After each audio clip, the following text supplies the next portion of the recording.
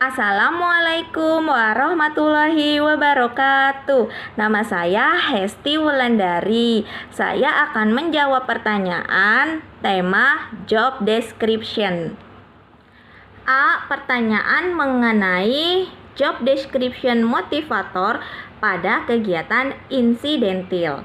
Pertanyaan yang pertama adalah apa yang harus dilakukan motivator apabila ada murid yang tidak mau masuk kelas, yaitu dengan mencari tahu penyebabnya terlebih dahulu dengan cara bertanya kepada teman kelas ataupun kepada orang tua dan wali murid.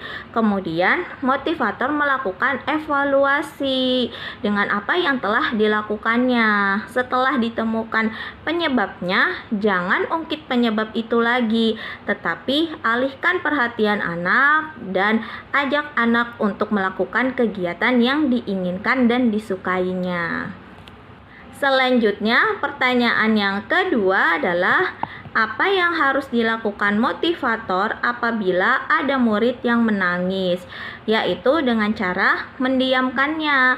Setelah anak menyelesaikan tangisannya dan anak sudah mulai tenang, dekati anak, kemudian tanyakan apa penyebab dari anak menangis. Setelah anak menjawab, maka motivator memberikan pemahaman dan juga bimbingan kepada anak tentang penyebab dari anak menangis.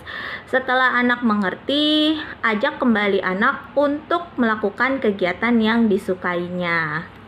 Kemudian, apa yang harus dilakukan motivator apabila ada murid yang mengganggu murid lain, yaitu dengan cara alihkan perhatiannya dan buat anak terus sibuk dengan melakukan kegiatan yang disukainya. Lalu, pertanyaan yang keempat adalah apa yang harus dilakukan motivator apabila ada murid yang melamun, yaitu motivator harus sesering mungkin mengajak anak untuk berdialog, bercerita, bernyanyi, dan juga melakukan kegiatan yang disukainya.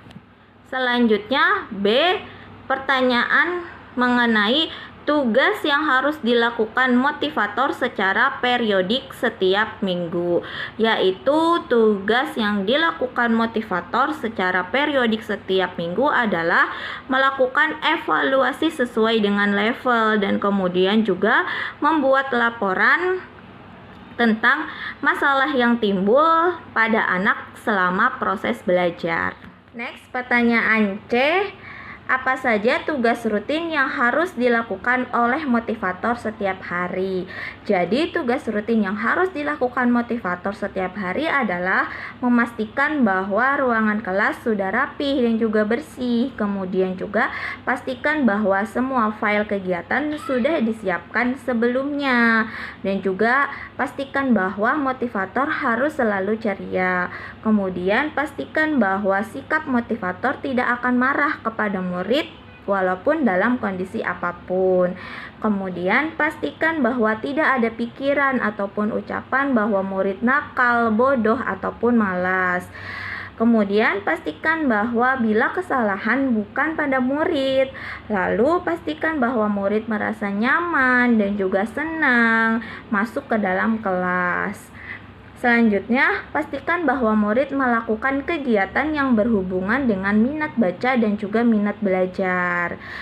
Lalu, pastikan bahwa kegiatan murid sesuai dengan tahapan perkembangannya dan juga kegiatan murid bervariasi dalam 3 aspek belajar, yaitu aspek kognitif, afektif, dan juga psikomotorik.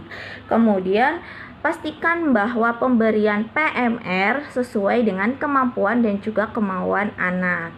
Selanjutnya, pertanyaan D. Bagaimana cara agar motivator mengetahui karakter dan kesukaan anak, yaitu dengan cara bertanya dan mencari tahu kepada orang tua ataupun wali murid mengenai karakter dan juga kesukaan anak. Kemudian pertanyaan E. Amati dan pelajari anak murid Bimba A, I, U, E, O, Du, Afa yang telah diobservasi. Anak murid Bimba A, I, U, du'afa yang telah saya observasi ada 4 orang anak. Yang pertama adalah bernama Askana. Askana berjenis kelamin perempuan. Askana berumur 6 tahun. Askana adalah anak yang ceria dan Askana menyukai Frozen. Kemudian murid yang kedua adalah bernama Ryan. Ryan berjenis kelamin laki-laki. Dia berumur 5 tahun 9 bulan. Ryan adalah anak yang pendiam dan Ryan menyukai robot-robotan. Lalu murid yang ketiga adalah bernama Nadeva. Nadeva berjenis kelamin perempuan. Nadeva berumur 7 tahun. Nadeva adalah anak yang pendiam dan dia menyukai Frozen. Lalu murid yang keempat bernama Giska. Giska berjenis kelamin perempuan. Giska berumur 5 tahun. Giska adalah anak yang periang dan Giska menyukai kucing. Giska juga mempunyai kucing yang bernama Mimi. Sekian jawaban atas pertanyaan tema job description. Kurang lebihnya saya mohon maaf. Wassalamualaikum warahmatullahi wabarakatuh.